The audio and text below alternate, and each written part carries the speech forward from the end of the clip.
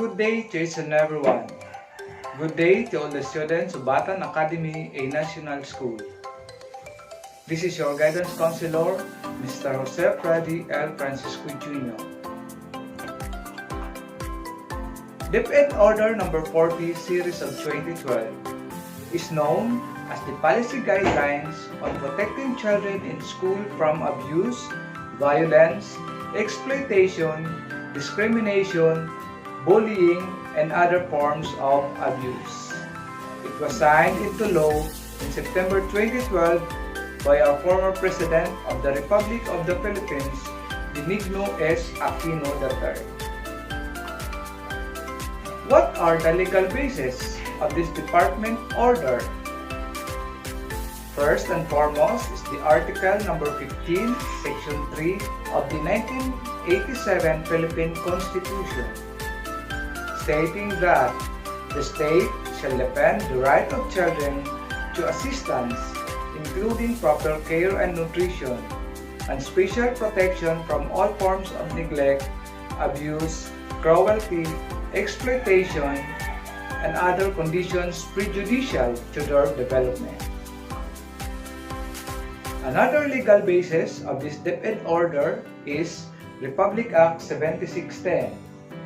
RA 7610 refers to the special protection of children against abuse, exploitation, and discrimination act.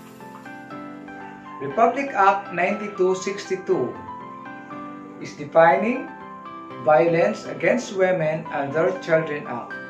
Ito yung tinatawag nating VAUC, in which the law protects women and their children. The Department of Education reported that the incidents of bullying in schools were apparent. An alarming report from DepEd shows that in school year 2013-2014 and school year 2014-2015, the most number of bullying incidents in schools across the country is from our own region. Yes, from our beloved Region 6, Western Visayas. DepEd also reported that for the same school years, that is school year 2013-2014 and school year 2014-2015, the incidence of child abuse is also evident in our country. And the highest number of child abuse incidents in schools on that particular school years is from the National Capital Region. Because of these incidents, the Department of Education reiterated that a school should always be a safe place for all students. DepEd also stressed out that the best interest of students should always be given considerations in all our decision-making and actions when students are involved. The Department of Education do not tolerate any single act of child abuse, exploitation, bullying, and other related offenses. We are talking here of a child protection policy, a special protection given for all children. But who is a child? Are you considered a child? Are you protected? Are you entitled for the protection of children mentioned here? Let us find out. A child is any person below 18 years of age or those over but are unable to fully take care of or protect themselves because of a physical or mental disability or condition. Also, pupils or students who may be 18 years of age or older but are in school. Yes, you are still considered a child even though you are older than 18 years of age because you are still a student. A student is whether regular, irregular, transferee, or repeater as long that you are enrolled in the basic education system. What are the prohibited acts of DepEd Order Number 40 Series of 2012? child abuse. Refers to the maltreatment of a child, whether habitual or not, which includes any of the following: psychological or physical abuse, neglect, sexual abuse, and emotional maltreatment. Any act by deeds or words which degrades the intrinsic worth and dignity of a child as a human being. Unreasonable deprivation of the child's basic needs such as food and shelter. Failure to give immediate medical treatment to an injured child. Example, if you see a child is wounded, help him and do not ignore the incident. Discrimination against children.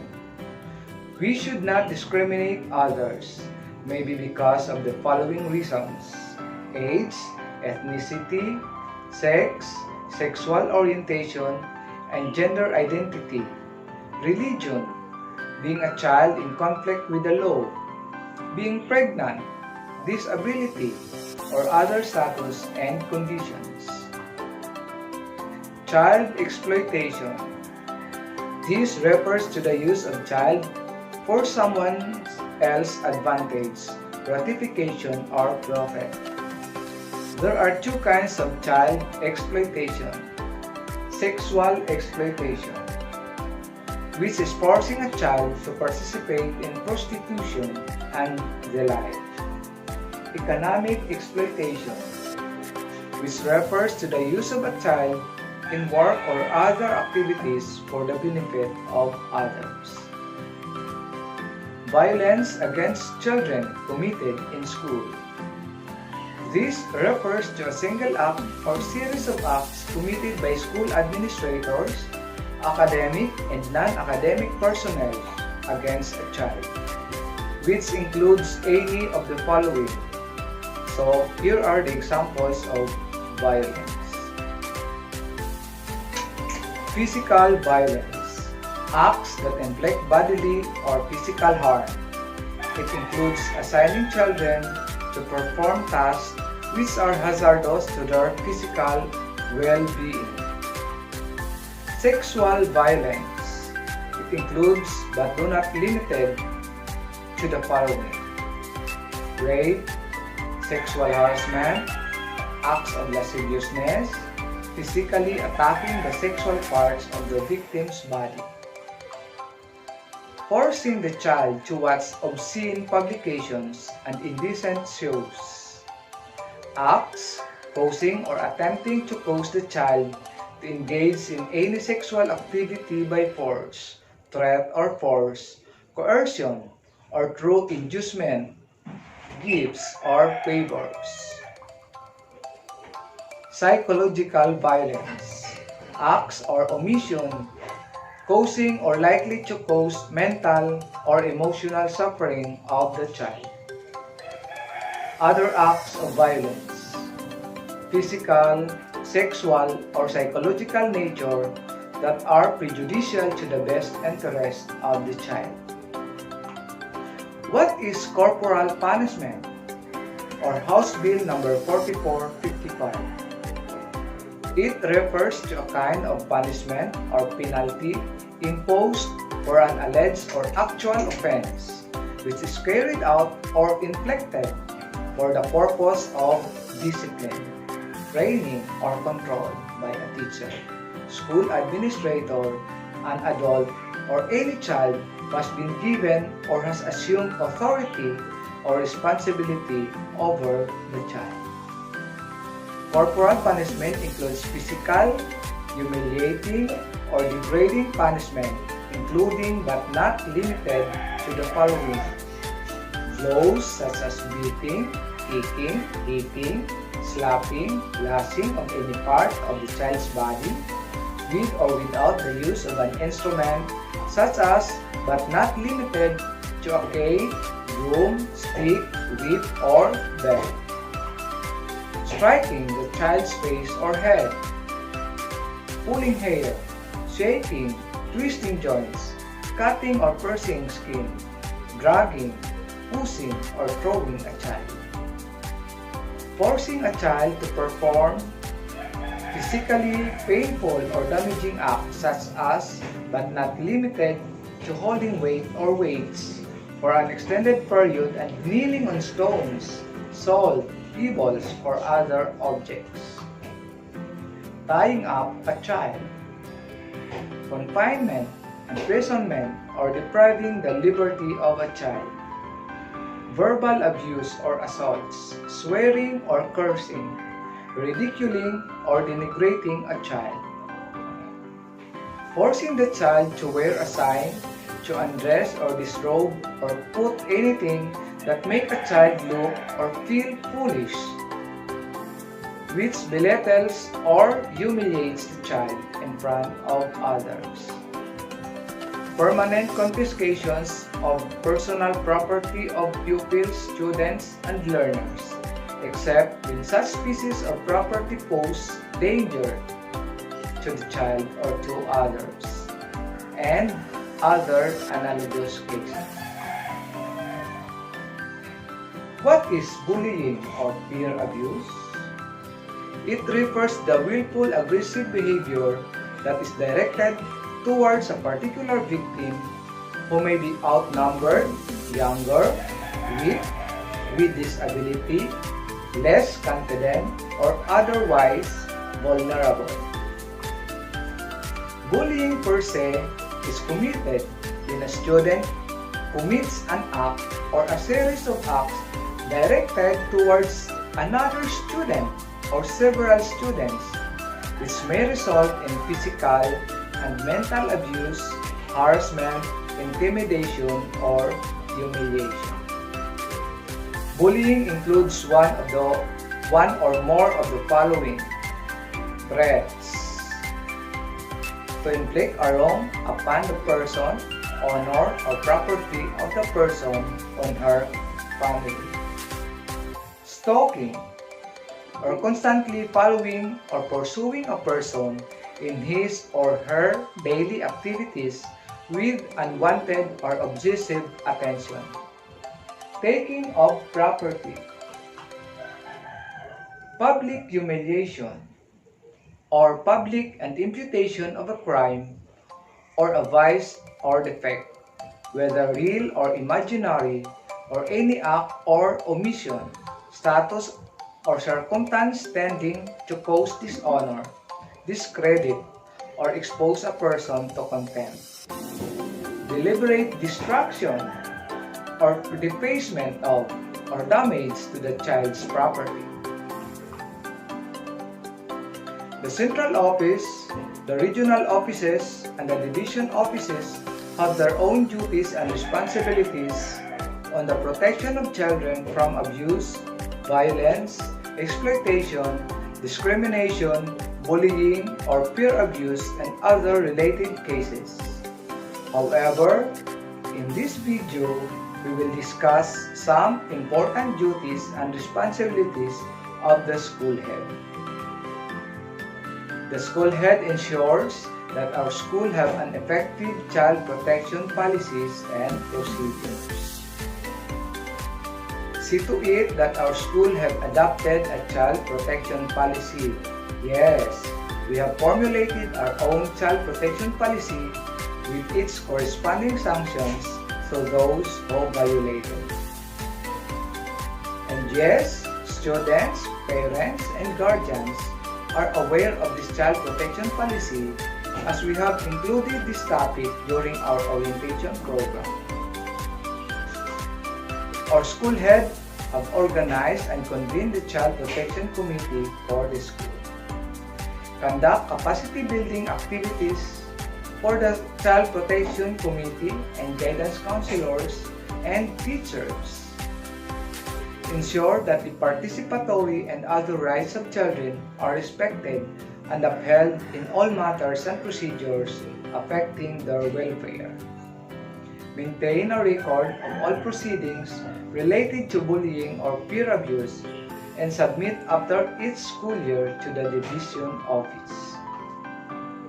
The Batan Academy have established a Child Protection Committee which is composed of the following: For the chairperson is our school head. Vice chairperson is yours truly, your guidance counselor. Representative of teachers, our Batea president. Representative of parents, our PTA president. Representative of students, our student government president. And representative from the community, our barangay captain. Some duties and responsibilities of pupils, students, and learners. Refrain from engaging in discrimination or leading a group of pupils or students to discriminate another with reference to one's physical appearance, weaknesses, and status of any sort. Students shall avoid any act that is inappropriate or sexually provocative. Do not participate in any illegal, unsafe, or abusive behavior of another students. Do not distract school properties like books, etc. Avoid fighting or any aggressive behavior.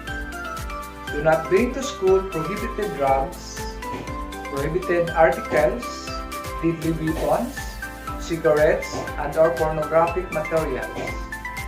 Avoid similar acts that cause damage or injury to others. What is DepEd Order number 55 series of 2013? DepEd Order number 55 series of 2013 is the implementing rules and regulations of the Republic Act 10627, which is known as the Bullying Act of 2013. Who is a bully? A bully refers to any student who commit an act of bullying. Who is the victim? The victim is any student who experiences the acts of bullying or retaliation. Who is the bystander? The bystander is any person who witnesses or has personal knowledge of any actual or perceived acts or incidents of bullying or retaliation. Here are the types of bullying. What is cyberbullying? Acts committed online. What is social bullying? Belittle another individual or group. What is gender-based bullying? Humiliates others based on sexual orientation and gender identity. How do we immediately respond in case of a bullying incident? Interventions involved: stopping the bully, retaliation immediately, separating students involved, removing the victim or bully from the site, ensuring the victim's safety, bring the bully to the guidance counselor or to any school personnel. Management of bullying and other acts of abuse. Protective and remedial measures to address bullying and other acts of abuse by a pupil, a student, or learner. The intake sheet provided in DepEd Order number 40 series of 2012 shall be filled up. School heads shall inform parents and hold a meeting. Students shall be referred to the Child Protection Committee. Psychosocial support, punitive measures as last resort. For the fact-finding and documentation, number 1, separately interview the bully and the victim privately. Number 2, determine the levels of threats and develop intervention strategies. Number 3, inform the victim and guardian of the steps to be taken to prevent further acts of bullying or retaliation. Number 4, make appropriate recommendations to the Child Protection Committee on proper interventions, referrals, and monitoring. Management of bullying incidents, interventions. The Child Protection Committee shall determine the appropriate intervention programs for the victim, the bully, and the bystanders. Referral. The school head or the Child Protection Committee may refer the victims and the bully to trained professionals outside the school for possible criminal charges against the bully or offending student. The designated school personnel shall notify the Women and Children's Protection Desk of the local Philippine National Police. How do we submit report on bullying incidents? First, you are going to fill up the school intake sheet and submit it to the division office for consolidation. Then, the division office will submit a consolidated report to the regional office. And finally, a consolidated report shall be submitted by the regional office to the central office. No child left behind. The child offender and the victim shall be provided with appropriate intervention that is in accordance with DepEd number 40 series of 2012 and DepEd order number 55 series of 2013. That's all, and thank you so much for watching.